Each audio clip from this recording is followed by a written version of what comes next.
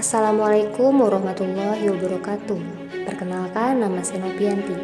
Di sini saya akan menjelaskan tentang sejarah filsafat pada abad pertengahan.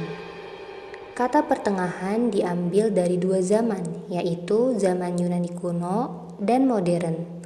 Pada abad pertengahan ini menjadi masa keemasan atau golden age bagi umat Islam, yang dimana pada saat itu ilmu pengetahuan berkembang dengan pesat, begitu pula dengan teknologi-teknologi pada masa itu, khususnya di Baghdad dan di Andalusia. Kejayaan Islam pada saat itu berlangsung cukup lama, kira-kira antara 692 sampai 945, dengan rentang waktu dari kekhalifahan Bani Umayyah sampai pergantian kekhalifahan Abbasiyah. Sampailah pada masa kehancurannya. Dengan kehancuran kejayaan Islam bersamaan dengan Renaissance di Eropa Barat, menyebut abad pertengahan ini sekitar abad ke-9 sampai ke-14 sebagai abad kegelapan, atau yang lebih dikenal sebagai The Dark Ages. The Dark Ages atau abad-abad kegelapan, yang dimana pada saat itu Romawi memiliki ambisi ingin menguasai kekaisaran Yunani, yang dimana saat itu juga institut gereja memiliki kekuasaan tak terbatas di Eropa dan menjadikan masyarakat Eropa tidak leluasa dalam berpikir. Masa ini disebut medieval atau Middle Ages. Tindakan gereja pada saat itu memang benar-benar sangat membelenggu kehidupan manusia, yang dimana para ahli filsuf dan ahli sains ini tidak memiliki kebebasan berpikir. Mereka hanya mengandalkan teori-teori lama yang diperbolehkan oleh gereja. Berpendapat hanya diperbolehkan oleh pemuka agama, yaitu para pendeta. Akibat tindakan-tindakan gereja pada saat itu, disinilah faktor munculnya Renaissance, yang dimana banyak faktor yang mendorong masyarakat untuk melakukan perubahan dan melahirkan Renaissance, antara lain yaitu paham rasionalisme yang membutuhkan penjelasan secara fakta berkembang dan banyak menentang paham-paham yang ada di gereja. Bangkitnya keinginan raja-raja untuk memerintah negara tanpa campur tangan gereja. Kaum menengah atas atau bourgeois bangkit dan mereka membuka pemikiran masyarakat.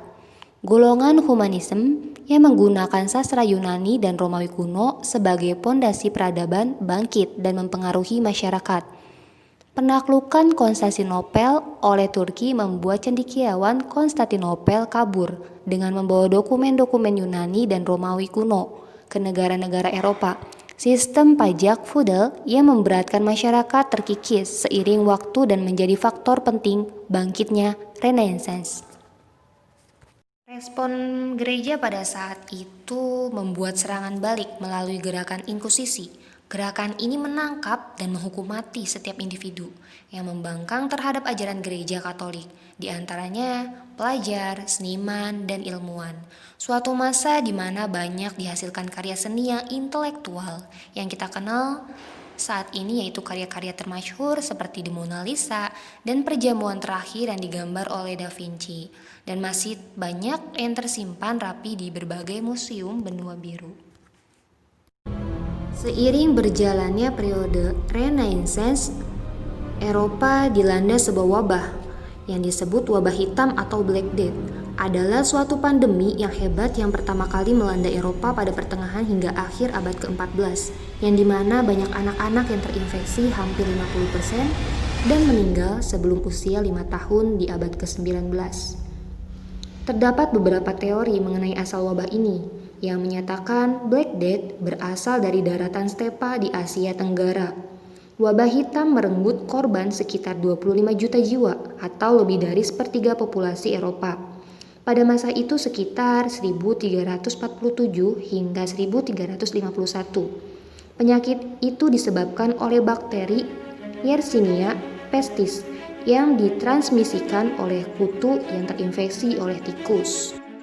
Sekian dari saya mengenai tentang sejarah peradaban filsafat pada abad pertengahan ini. Banyak fakta-fakta sejarah yang masih diragukan. Teori konspirasi bisa saja muncul pada sejarah ini. Saya Nopianti, kurang dan lebihnya mohon maaf. Wassalamualaikum warahmatullahi wabarakatuh.